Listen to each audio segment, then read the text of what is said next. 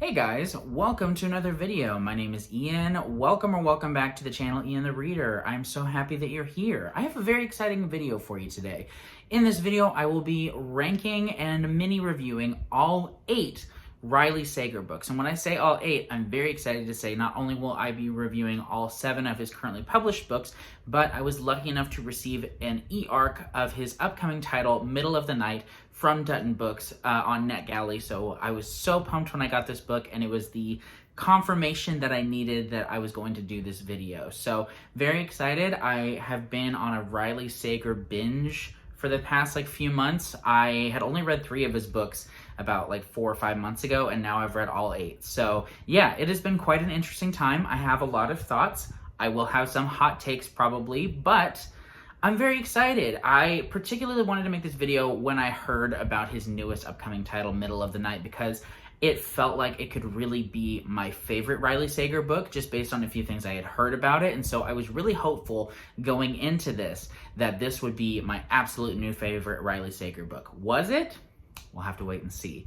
If you enjoy this video, it would mean so much to me if you would just hit that like button and subscribe if you haven't already. Additionally, if you love thrillers or like this video in general, you can check out my ranking of all of Alex Michaelides' thriller books, those being The Silent Patient, The Maidens, and The Fury. I read, reviewed, and ranked all of those in another video, and I would appreciate it if you check that out as well. Also, leave a comment below letting me know how you feel about Riley Sager's books, if you've read one that you really enjoyed or one that you didn't so much. And I would also love it if you guys would tell me which author should I do next for this. I really enjoyed just doing kind of a deep dive into this author's works, and I cannot wait to find the next author to do this with. I have a couple already kind of in the pipeline that I've already read all their books that I plan on doing, but I'm excited for my next challenge of a bibliography to fully explore from an author. So yeah, let me know what you want to see. Without any further ado, though, let's go ahead and jump into the ranking. This will be completely spoiler-free, going from my least favorite of his books to my favorite of his books. So,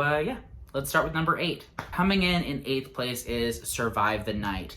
So this is a book that generally is not super well received, even by Riley Sager fans. There are definitely some diehard fans who do put this among their favorite books by him. I am not one of those people. So just to tell you a little bit of what this book is about, we follow a young college student. I believe she's maybe a freshman or sophomore in college, and her roommate has recently been murdered. Not only that, she's been murdered, but the campus believes that there might be a serial killer on the loose. So because of the tragedy that she's faced with losing her friend, and additionally just kind of the fear and suspicion that's going around with the serial killer possibly being on the loose, she decides to head home. She wants to get home, but she also doesn't have a way of getting there, so she hitches a ride with somebody. She basically puts up a flyer, somebody responds, and this man who she has never met before ends up being her ride home overnight. And that's the premise of the book. It's all about their journey together over the night as she starts to wonder, did she make a mistake? Is she stuck in a car overnight with a serial killer?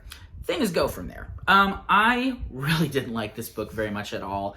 When you read thrillers, you have to a certain extent, most times, really suspend your disbelief a little bit and, be willing to buy in to what the author is doing, the kind of outlandishness, the way that people are behaving in ways that may be a little bit extreme. But this book relied so heavily upon coincidence and chance happenings, it really stretched my ability to believe in it to the point that it broke. I bent to the point of breaking. This book broke me. I did not enjoy this very much at all. Additionally, I didn't like any of the characters. I thought that the main character's decision making was just ridiculous and it made no sense. Certain times with thrillers, you'll have characters that make decisions where you're like, maybe I wouldn't have done that, but I kind of understand where you're coming from here. No. This character did not make any sense at all. And then to take it one step further, it's like the author knew that he was being ridiculous, because he does something at the end which you'll either buy into or not, and I did not buy into it, and it's kind of a way of explaining some of the coincidences that are taking place. It did not work for me at all. Did not really enjoy this book very much at all. Yeah, I don't recommend it. And it is definitely my least favorite Riley Sager book. It's going up from here. I can say that much at least. Coming in at number 7 is I don't think this was the first Riley Sager book that I read, but it was very early on. It's a number of years ago. And that book is Final Girls. So this is actually Riley Sager's debut novel. And I see it. I see that it's a debut. It feels like a debut. And my biggest complaint with this one, aside from the fact that some of the characters are just not very interesting, particularly the main character, Quincy, I just did not connect with at all. It's very predictable, in my personal opinion. If you read this and were like shocked by the twists, I'm so happy for you, because nothing is better than when you don't see a twist coming and then it just like all kind of falls into place after it's revealed. The best feeling in the world. I would rather not predict. Like, I'm not one of those people who like really enjoys predicting what happens in like thriller books or in like movies or things like that. I want to be surprised. I want that experience. Unfortunately, with Final Girls, did not have that. Like, basically from the get-go, I kind of figured out some of the big things. Yeah. My apologies though, I haven't even told you what this is about. So Final Girls follows a woman named Quincy who, when she was a teenager, she went camping, or maybe she was a young adult, I can't remember. She went camping at this cabin in the woods, and her and all of her friends were attacked by a murderous person, and she's the only one who lived. She's the final girl. Like, that's a trope of horror movies, is like there's the final girl who lives, who survives the night, basically. And she's the final girl, and now it's years later, and she's dealing with all of her trauma. She's trying to move on. She's in a relationship. She's happy. She has like a bakery business, I think, that has kind of taken off a little bit. So she wants things to be good. But basically, there are a couple other final girls who she was kind of thrust into the spotlight with because they wanted them to kind of like bond or whatever. And one of them comes up dead, and things go from there. And yeah, like I said, this was just really predictable for me. I didn't enjoy myself very much at all. It was a book that I kind of had to drag myself through. I wouldn't say that I actively disliked this book, but it kind of does fall like on the border of that, where I just wasn't enjoying myself. And so yeah, my second to least favorite. I think that you can enjoy this book. I think a lot of people do enjoy this book, and I'm definitely in the minority. But for me, Final Girls was just okay. Coming in at number 6, I am sad to say, is Middle of the Night, which is the upcoming Riley Sager book. Like I said, like I really thought that this could be, even like the first third of the book, I thought that this could be the best Riley Sager book. I really, really did. I'll get into my reasons for why I thought that I could really enjoy this book a lot in a moment, but first let me tell you what this story is about.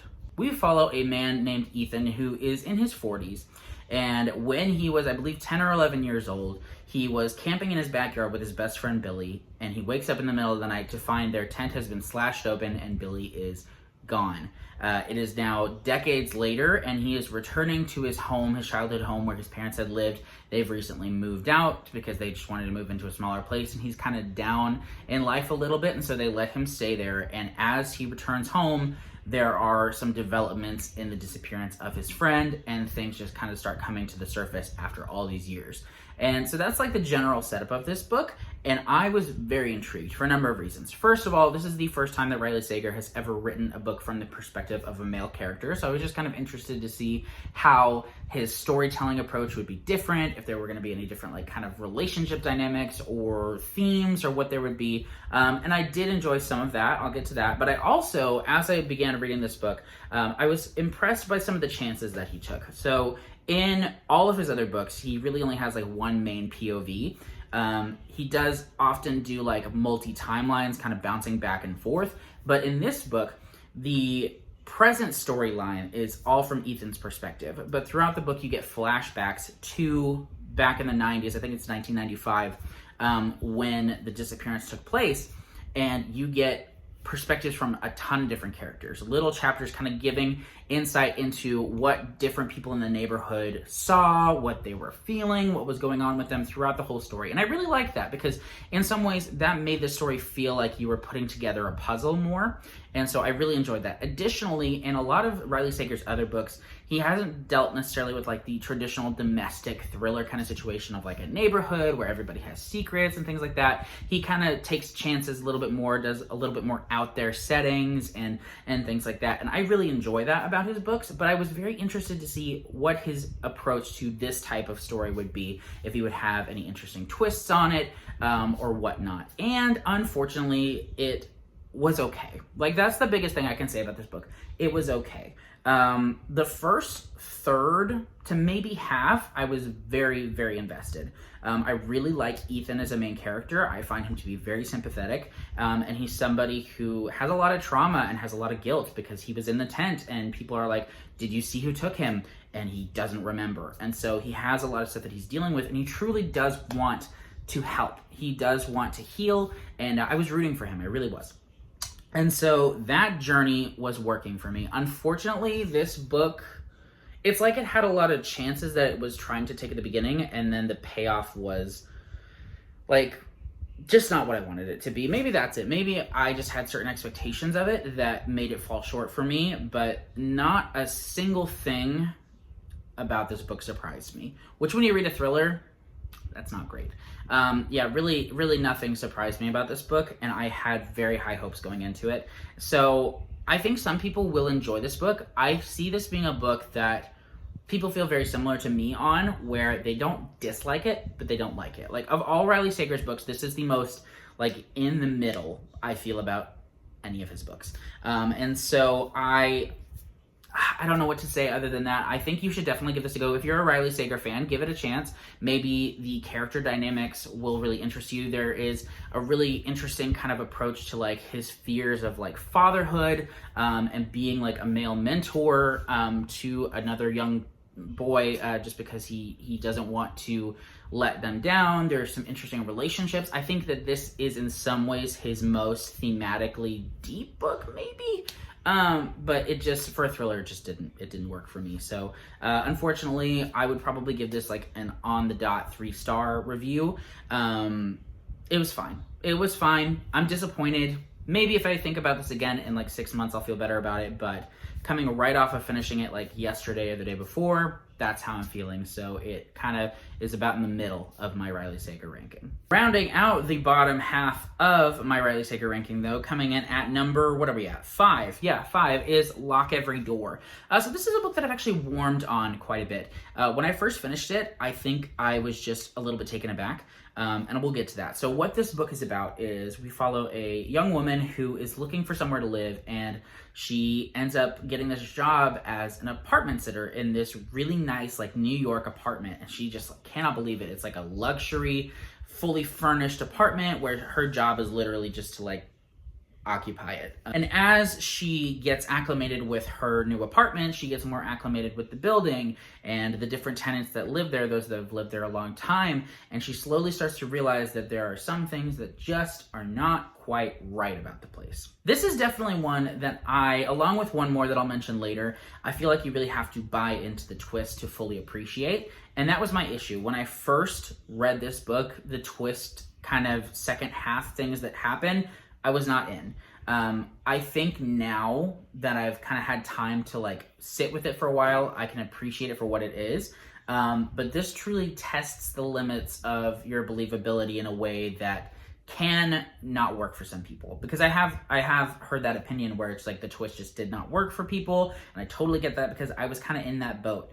But that being said, the more I think about it, the more favorably I feel towards the book as a whole. I really do like the like fancy apartment setting, New York, all these mysteries, kind of her wondering about the previous apartment sitters because there have been other people in this job before who have disappeared, and so things kind of go from there. And I find the general setup of this book to be pretty interesting, and I feel better about the twist now than I did like when I first read it a couple years ago. So overall, I think Lock Every Door is a solid thriller with an interesting twist in the second half that will either work for you or it won't, and it kind of worked for me. Overall, I think Lock Every Door is a pretty solid thriller, and I think it is a lot of people's entry point for Riley Sager, and I think that's good because it kind of helps you to understand like how far he's willing to go with his twists, and you're either on board with it or not. So yeah, Lock Every Door coming in at 5th place. All right, we're in the top half. So number 4, we have his second most recent novel, or the one that actually is most recently released, that is The Only One Left.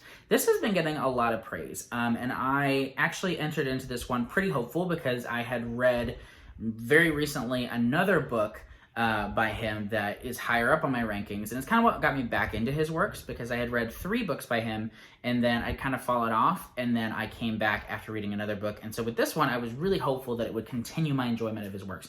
And I did like it, not as much as the other book that we'll talk about later. Let me tell you about The Only One Left, though. So this story has a very interesting setting. For the most part, it is set in this like mansion that rests on the very edge of a cliff overseeing the ocean. And our main character enters into this house as a caretaker for, I believe her name is Lenora Hope, who is this old woman who cannot move, she cannot talk, and she has a very dark and gossiped about past. So it is rumored that Lenora Hope is responsible for the murder of not only both of her parents, but also her sister. And now we are at a point where it's been decades and people still gossip about her, but nobody wants to work for her, nobody wants to take care of her, nobody wants to go into the house. But our main character is desperate enough that she's willing to take on this caretaker job and take care of Lenora Hope. As she does so, though, she finds a way to start sort of communicating with her, and she starts uncovering the secrets of the house and the family and what actually happened on that night all those years ago. This is probably the Riley Sager book that has the most atmospheric setting, and that I think has the coolest setup. Like, you've got this mansion that's kind of creepy as well. You've got this creepy backstory, this character who is very much like a stone wall, and you're curious like what's going on inside of her head. And then additionally, just the setting of this mansion on this cliffside where like people keep talking about, oh, it's gonna fall into the ocean one day. The whole thing just totally works. And I think that it is his most well executed setting. And additionally, the mysteries in this book are like so compelling. I found myself like on the edge of my seat going like, what the heck is going on? Constantly in this book. And I absolutely loved that. Now, this is one of those that kind of lost me at the end. It's a book that continues to reveal things throughout the whole story, which I love. And I would say like 2/3 of the like twists and reveals totally worked for me. That other third was just a bit too far. Not in that it's kind of like ridiculous or impossible, but it felt a little bit too coincidental. And that's why like I rank it highly, because there's so much I enjoyed about this book. The setting, some of the characters, the execution of some of these plot twists and things. And overall, like engagement-wise, I was so engaged with the story. That being said, the ending left a little bit of a bitter taste in my mouth, and it left me a little bit disappointed just with how everything kind of resolved. I wasn't sure how I felt about it. It's been about 4 months now. I still feel the same. I enjoyed so much about this book, and my overall reading experience was a mostly positive one, but I can't help but feeling like the ending was just a slight disappointment. So that's me personally. I think a lot of people put this as like their favorite Riley Sager book, and I 100% get that. Because if you can totally buy in to those last few twists, this is an amazing book, like a fantastic thriller. And most of the time, I agree with that. But I have to be true to my feelings. That's why this book comes in at number 4.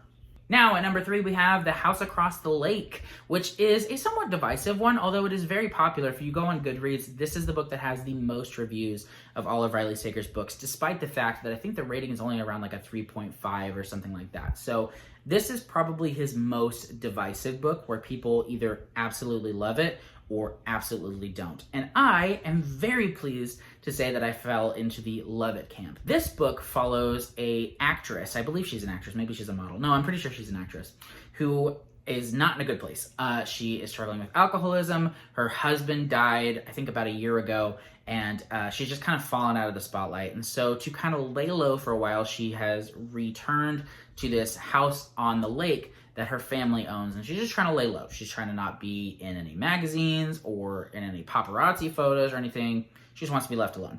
And across the lake from her moves in this couple where they're both famous. The husband has created like this social media app, I think, and the wife was this really famous model who very famously left modeling all of a sudden after getting married. And so the two become friends through a series of kind of extreme circumstances, and then the model disappears.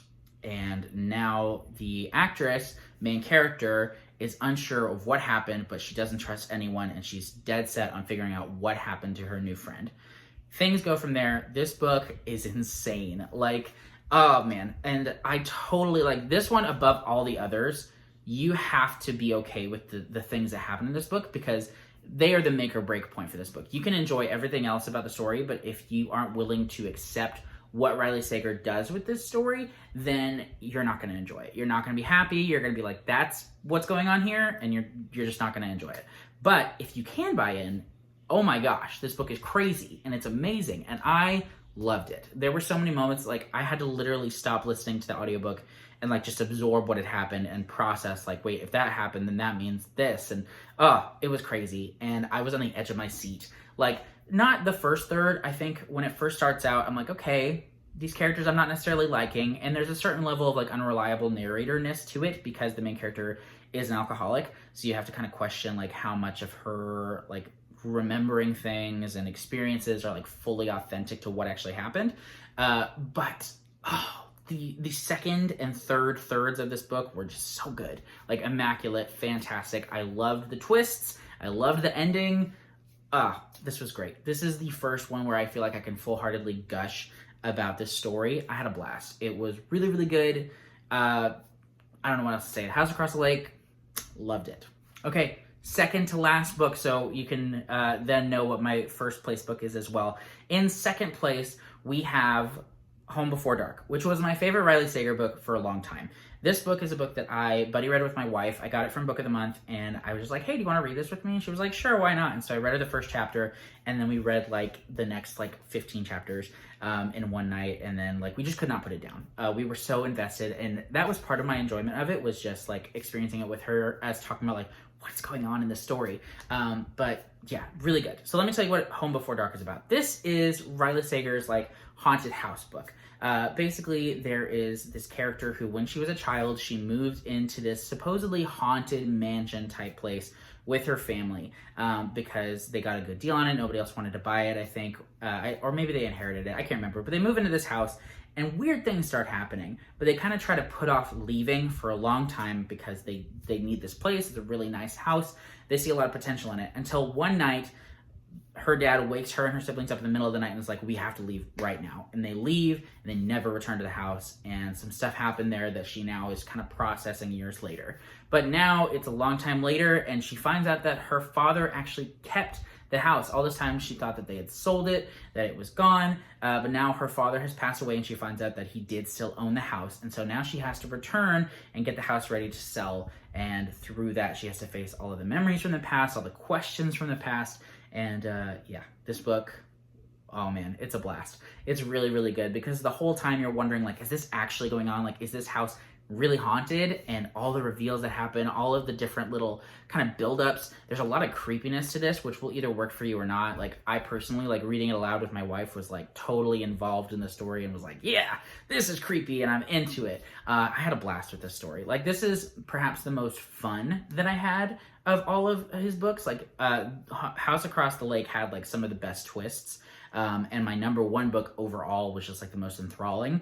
But my number two book, Home Before Dark, was just such a blast to read. I really enjoyed it. I think that this is an excellent starting point for Riley Sager's books as well. And yeah, this was my favorite for a long time until I read my number one book, and it's what got me back into Riley Sager books a few months ago. So let's talk about it. My number one book, if you haven't guessed it already, is The Last Time I Lied. So I think that this is probably a hot take. And that's fine with me. Like, I don't think people dislike this book, but I think that they kind of put it in the middle of the road place. And it's definitely not one of his more popular ones.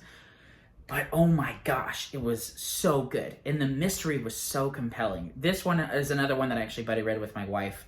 We were on a road trip, and it was like a 12-hour road trip, and we just decided to, like, pick an audiobook randomly to listen to on the way. And my gosh, we listened to it for hours. And, like, when we weren't listening to it, we were talking about it, and we were like, man, I can't wait till the kids go to sleep so we can keep listening. And, like, we were staying in a hotel room with our kids, and, like, she was in one bed to sleep with my daughter, and I was in one bed to sleep with my son, and we had Bluetooth headphones in so we could listen to it together, because it was just that good. Like, we did not want to stop listening to it. And that says all you need to know. So The Last Time I Lied is another one of those stories where we have an event that took place in the past, and now we have a character in the future who is having to kind of deal with it. But in this book, we have a summer camp. So when our main character was young, she went to a summer camp and befriended 3 older girls, and they were very close until one day, all 3 of her older friends disappeared. No one knows what happened to them. No one has seen them. But our main character has some secrets that she has not shared with anyone, and she has a lot of guilt about the things that happened on that night.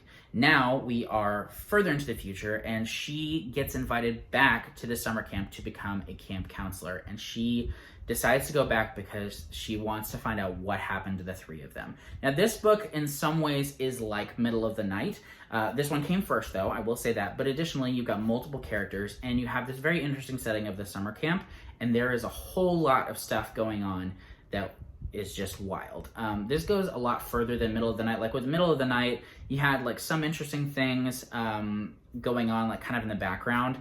But with this, there are a lot of mysteries that are kind of developing in the past timeline, and you get more of a divide. Like, I think with Middle of the Night, it's like probably 3/4 of the story is in the present, and then 1/4 of the story is in the past. This is like 50-50, and both storylines are so engaging, and there are so many mysteries going on that just kind of builds you're kind of baffled. You're like, what is this huge mystery that is being built up?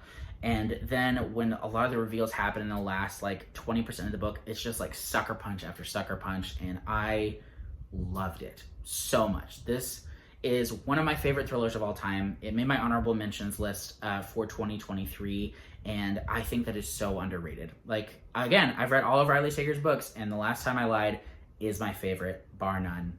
So good. I don't know if he'll ever write another book that I enjoy more, because this was only the second book he ever wrote, and there have been some that have come close. Like I said, Home Before Dark, The House Across the Lake, The Only One Left, all those were really, really good, but I don't think he's ever going to top The Last Time I Lied. I hope he does. I really do, because clearly I enjoy his books, and I will read whatever he writes at this point. But there you have it. That's my number one. Definitely make sure to check out Middle of the Night when it comes out on this date, because it's a book that you may really enjoy. Like I said, I really had high hopes for it. I wanted it to be my new favorite, and while I didn't enjoy it as much as I wanted to, I do still see a lot of merit in a lot of the character work that's going on and the chances that Riley Sager did take with this book. So highly recommend you check it out. I hope that you love it when you do. Let me know in the comments what you think of my ranking. Tell me where I'm wrong, tell me where I'm right, and tell me which of these books you're most interested in reading next. I hope you enjoyed, and like I said, I hope you stick around because I've got more videos coming soon. Thanks so much for watching, and I'll see you next time. Bye!